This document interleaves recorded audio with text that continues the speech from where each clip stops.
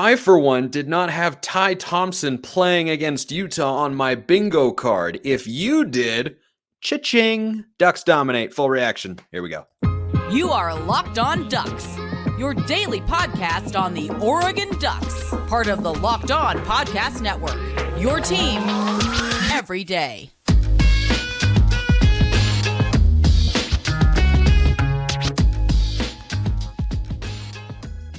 Oh, yes, it is that time once again for Locked On Ducks. I'm your host, Spencer McLaughlin. Thank you so much for making this your first listen or your first view of the day. Part of the Locked On Podcast Network, your team every day, and your number one source to stay up to date with the Ducks. If you have not already, like, comment, subscribe, rate, review, please, and thank you. Wherever you listen to or watch the show, we're almost to 4,000 on YouTube. Can we do it by Monday? I hope so. Today's episode is brought to you by Game Time.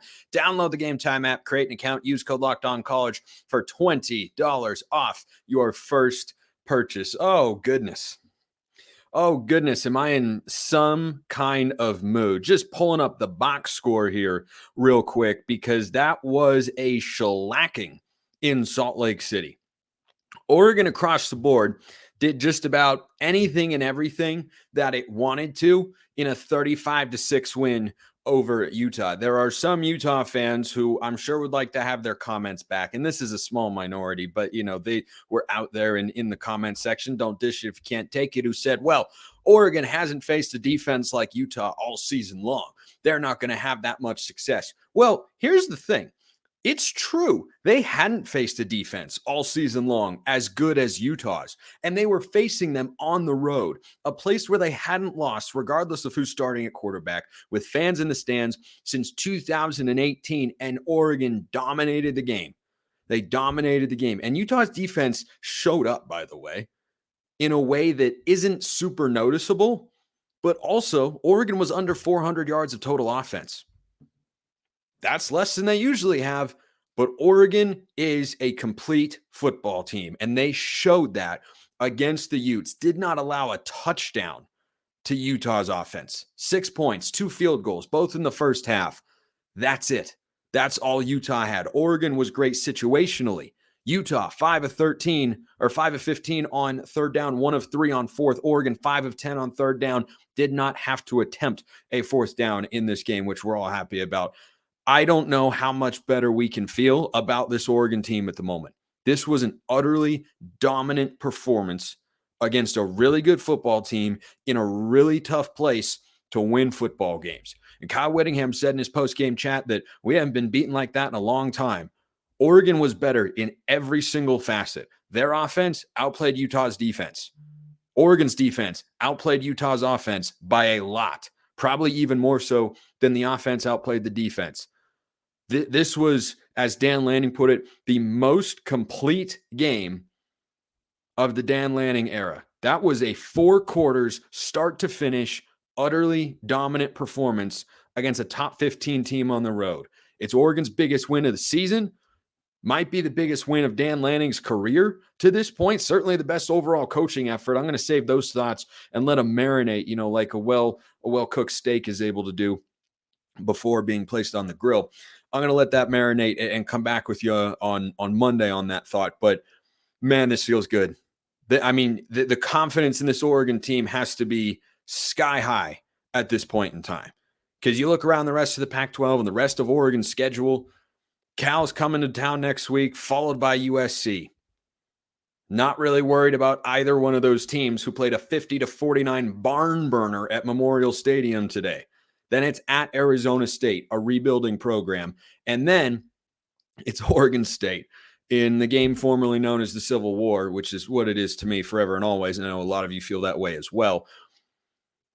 I feel really good about Oregon's chances. I think they're in an excellent spot. This game was such a big statement. Oregon, Bo Nix wasn't sacked. Did you know that? He was pressured a couple times. But the symbiotic nature of Bo Nix and his offensive line is outstanding. I mean outstanding. Utah ends the game. I'll get to the defense in a sec. Let's talk offense. Oregon, 390 total yards. Bo Nix, ho-hum, 248, 2 scores, 1 on the ground, had a couple of key runs on third downs or goal-to-go situations. 142 yards rushing for the Ducks. That is their second lowest total of the season, and they still won the game by 29 points. 29 points. My goodness, that was something else. And Dan Lanning, maybe he listens to or watches the show. I don't know. He said that before the season, people were asking questions about the offensive line and that the offensive line was a question mark, which, by the way, I didn't have a doubt, but I had a question about the O-line. New center, new left tackle, only one returning starter, really, two with the guards, Marcus Harper, Stephen Jones. How's it going to be? Dan Lanning said it best, quote, "I don't know if that's a question mark anymore. I don't know how it can be." You go on the road with a defense, a team that has one of the strongest defensive cultures in all of college football, with Jonah Ellis, the best pass rusher in the country outside of Laiatu Latu at UCLA, and allows 0 sacks. Bo Nix's ability to make quick decisions, deliver the ball on time and on target is really good. But that offensive line, they've answered all the questions I need to see. I got full faith and confidence here because that was an exceptional performance. I mean, you look at every single unit. I could give you every unit, and we'll get to them all pretty much next week on the show and say, yeah, they played really well. Yeah, they played really well. Bo Nix, oh yeah, he played really well. Bucky Irving, once again, another good game. 14 carries for 83 yards, almost 6 yards a carry. This is a Utah team that doesn't allow rushing yards. This is a Utah team that was, I think, allowing 75 a game. Oregon went for over 5 yards a carry. And frankly, I think the yardage in this game might have been even greater if Oregon hadn't forced not one but 2 turnovers of Bryson Barnes. Before the game, I compared Bryson Barnes to Tyler Shuck. He never lost as a starter coming into this matchup. Oregon is on the road in a hostile environment. The quarterback is capable, though not a driving force. I think Shuck's got a little bit better mobility, he's a little bit bigger, a little bit better arm. And I thought the Ducks were going to have a chance to turn him over a couple times. Well, they did. Tysheem Johnson, the man, with 2 interceptions in this game. And the first one was basically all Tysheem just reading and reacting. The second one was a team interception. There's pressure up the middle. Barnes flushes out to his right. Jeffrey Bossa plays it perfectly. He's so good at that quarterback spy contain role. He was absolutely outstanding. He and Justin Jacobs both. That's a dynamic linebacker tandem there. Barnes forces a throw. Tysheem Johnson makes a heck of a play, sets up Oregon with a short field. I was so thoroughly impressed with this team on both sides of the ball. I could not agree with Dan Lanning anymore. Oregon was perfect in the red zone. They had 5 touchdowns, no field goal attempts today. I loved everything that I saw out there. How could you not? How could you not? That was a massive, massive win where Oregon just dominated everywhere you looked. I seriously, in a million years, would not have guessed, yeah, Ty Thompson's going to play in this game. Even if Bryson Barnes is starting on the other side. I've still seen that Utah team with Bryson Barnes beat a respectable Florida team at home, beat USC on the road, a top 25 team. I did not think that it was going to get to that point, but lo and behold, here we are. The Ducks just across the board. Troy Franklin is awesome. That guy's so good. That guy is so good. Bo Nix is so good. I am in a doubly good mood today because Oregon wins by 29. Shout out to my Thunderbirds of Southern Utah, by the way. A 38-point thumping of Abilene Christian. I was calling that game, and then during every commercial break, I'm going to the Oregon broadcast and saying, hey, this is going extremely well. Watch the game afterwards. Yeah, fantastic. Fantastic stuff out there. And this was a massive statement for Oregon. Just how massive? Well, kind of like the massive explosive plays the Ducks were generating out there, which are game changers across the board, just like Athletic Brewing Company is changing the non-alcoholic beer game, because they have this wild concept where they're making non-alcoholic beers that actually taste good. They're great tasting, award-winning, beat-out full-strength beers in global competitions. Over 50 styles of craft non-alcoholic beer, including IPAs, Goldens, Sours, and more, and they're fit for all times, literally any time of day. Watching a big game, watching your kids' game, tackling a workout, out for a stroll, on the golf course, wherever, there's no hangovers ever.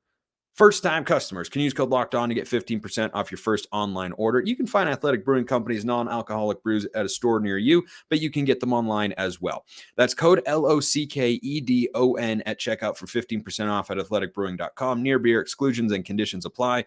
Athletic Brewing Company, fit for all times. Did you go to this Oregon game? Do you want to go to another Oregon game? Game Time is the way to get your tickets, because you shouldn't have to worry when you're buying tickets to your next big event, which for the Ducks is next Saturday at Autzen Stadium against Cal.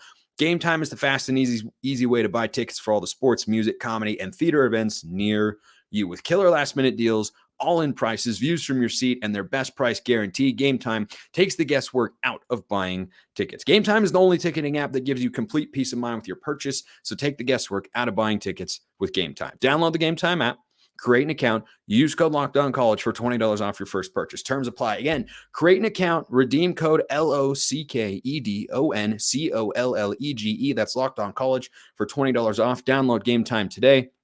Last minute tickets, lowest price guaranteed. Had a college football broadcast today. Definitely needed a second segment sip there. I've done a lot of talking today. And yet somehow my voice still sounds different to all of you than it does to me, which is a weird phenomenon. But anyway, this is a massive win for Oregon. How big? I don't want to overreact to it. It's up there. I mean, Dan Lanning has turned in his two best coaching performances against Utah. I don't know what it is about Kyle Whittingham, who's a great coach. By the way, I am so sad that we're not going to play Utah again for God only knows how long. I'm really sad about that. I like playing the Utes. I like that every now and then one team can blow out the other. But by the way, of the last, let's see, 1, 2, 3, 4, 5, of the last 5 meetings, wait, what? Hold on. 1 last year, 2, 3, 4, and then 5. Yeah, of the last 5 meetings, 4 of them have been blowouts. Fun fact. We got housed twice in 2021, housed them in the Pac-12 title game in 2019, dominated them today, and last year was a close game. But this is just a great matchup between two great programs. I think it sucks that it's going away, but this is a big game. I mean, it's such a big game for Oregon to win. College game day there. Nation is watching prime time, with Joel Klatt and Gus Johnson there. Joel is just simply sublime as an analyst for college football. Jenny Taft on the sidelines is great as well. Like, I think that this is such a great place for Oregon to be heading into the first college football playoff rankings on Tuesday. Washington will beat Stanford, and they'll be behind the Huskies. But boy, every week that goes by, a rematch in Vegas feels all the more likely because Oregon just looks so good. No touchdowns in this game. I didn't think Utah's offense would go crazy. I thought they would look a lot closer to what they did against UCLA and Oregon State than they did against USC and Cal, who we just learned don't play any defense really. I was right about that. No touchdowns, though, on the road, man. The Utes ran for 99 yards. They were averaging 282 over the last couple of weeks. They ran for 99 on this Oregon defense. The pass defense was there. Bryson Barnes was under constant pressure all day, 15 of 29, 136 yards and a couple interceptions. I mean, just outstanding stuff. And Oregon had just 2 sacks, but plenty more quarterback hits and pressures. And I mean, everything was there. College game day. The Utes lose in front of their home fans for the first time since 2018. They lost a game in 2020. Doesn't really count. Fans weren't there. That's the first time in 5 years, and Oregon gave them one to remember. And I was at the game in 2015 when Utah came into Autzen Stadium. Vernon Adams got hurt. It was the Jeff Locke, Taylor Alley show, and Utah just clowned us. Britton Covey had a punt return. They did that fake punt return thing. Oregon got housed. It was ugly. This was payback for that in the minds of Oregon fans. This was payback. Not in a malicious way. I got nothing against Utah fans. 98% of them out there are just fantastic college football fans. They really are. But this was that game. They gave us one in 2015. This is the lasting impression they've got of Oregon. 35-6. And by the way, the last time Utah lost at that stadium in 2018 to Washington, who went on to win the Pac-12 championship. Did not get to the playoff because they had 2 losses thanks to Oregon and, CJ Verdell and whatnot in that wild game. But that was a big-time win. one that I don't think, look, I predicted Oregon to win by double digits. I didn't have them winning by 29. That defense just showed you something. That offensive line showed you something. Bo Nix showed you something. And it's that this Oregon team can get to the college football playoff. They're good enough. Straight up. No kicker. That's what they're playing like at their ceiling. I mean, this is such a fantastic win. It'd be one thing if the defense dominated and it was a 20-6 kind of slugfest sort of game. Oregon ran the ball for over 5 yards of carry. Utah doesn't allow that. Oregon threw the ball really well. Bo Nix wasn't sacked. That never happens. Oregon showed why they have been labeled by many, myself included, as the most complete team in the Pac-12. Does it guarantee they're going to win the Pac-12 championship? Nope. We know that Washington's really good. But this Oregon team, situationally, they were really good. Running the ball, they were really good. Throwing the ball, they were good. They were good situationally on both sides of the ball. Remember those numbers. Let me pull them up real quick. Want to make sure I got them right. Utah on third down, 5 of 15 and 1 of 3 on fourth. That stop on fourth down on the quarterback run from Bryson Barnes early in the game set the tone. And then coming out in the third quarter, Jordan Birch makes that tackle for loss on 3rd and 2, just completely blows the play up. I don't even know if he had to. I think Steve Stevens was going to make the stop regardless, but Birch blows it up. Oregon gets the ball back, goes down and scores. I mean, that was outstanding. That was outstanding on the defensive side of the ball, on the offensive side of the ball. I know that Tosh Lupoy had his critics and skeptics coming into the year. I think he's quieted those people down a pretty hefty amount right now with the way that defense just played. I mean, that was absolutely, utterly dominant. And I thought Oregon would win. And I thought their offense would be able to do about what they did. I had them at 31 points. They ended up with 35. I think if you go back and look at my game predictions this year and all my score predictions, I've been within a touchdown of Oregon's point total. Let's see, we're sitting at 7-1. I think I've been within a touchdown about 6 times.